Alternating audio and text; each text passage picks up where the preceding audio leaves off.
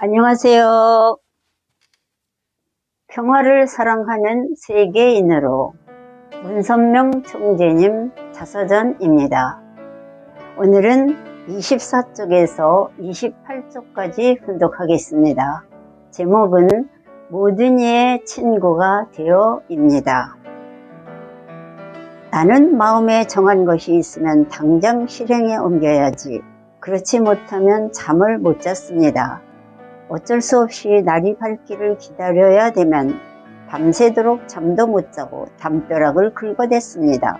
하도 긁어대 담벼락이 다 헐고 밤새 흙부스러기가 수북하게 쌓일 정도였습니다. 억울한 일이 있으면 밤에 잠을 자다 말고 뛰쳐나가 그 애를 불러내 한바탕 싸움을 벌이기도 했으니 이런 아들을 키우느라 우리 부모님도 마음고생 꽤나 하셨습니다. 특히 잘못된 행동을 보아넘기지 못해 마치 동네 해결사라도 되는 것처럼 아이들 싸우는 데는 모두 끼어들어 시시비비를 가려주고 잘못한 아이에게 호통을 치곤 했습니다.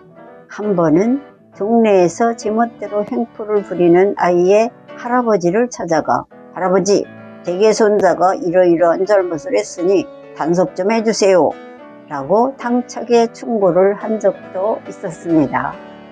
행동은 거칠어 보였지만 실상 나는 정이 많은 아이였습니다. 늦게까지 할머니의 빈젖을 만지며 잠들기를 좋아했는데 할머니도 나의 이런 어리광을 내치지 않으셨습니다. 시집간 누나네 집에 놀러가서 사돈 어른을 붙들고 떡 해달라, 닭 잡아달라고 졸랐는데도 미움을 받지 않는 것은 내 마음속에 따뜻한 정이 있다는 것을 어른들이 아셨기 때문입니다. 특히 나는 동물을 돌보는 일에 입을 놨습니다.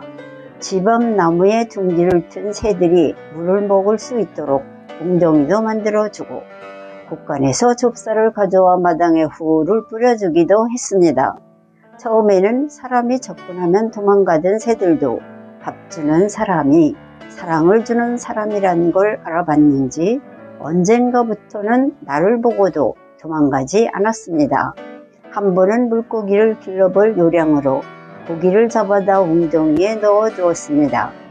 먹이도 한 점 넣어줬는데 이튿날 일어나 보니 다 죽어 있었습니다.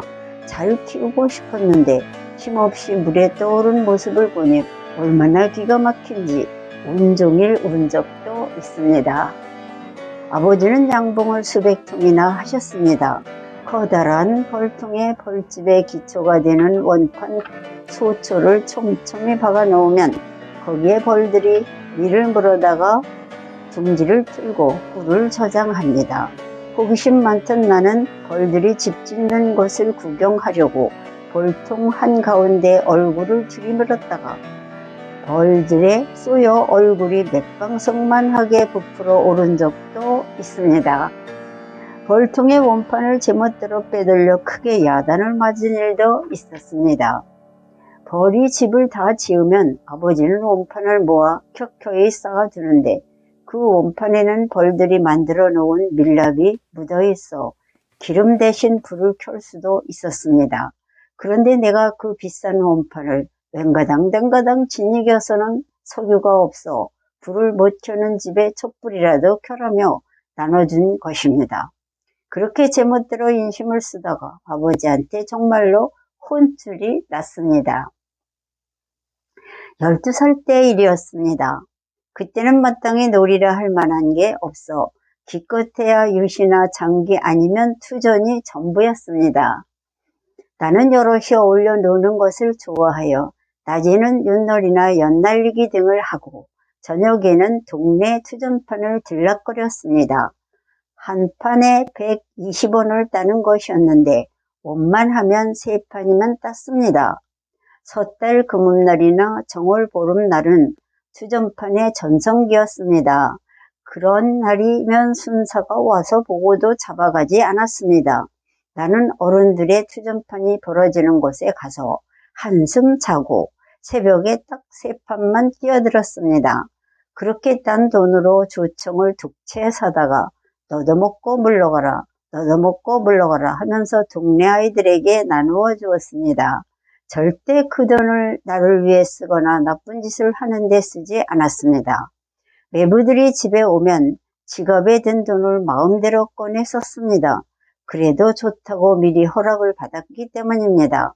매부 돈을 꺼내 불쌍한 애들에게 말른 깔사탕도 사주고 조청도 사주었습니다. 어느 동네든 잘 사는 사람이 있는가 하면 못 사는 사람도 있기 마련입니다. 못 사는 친구들이 도시락으로 조밥을 싸우는 것을 보면 차마 내 밥을 먹지 못하고 친구의 조밥과 바꿔 먹었습니다.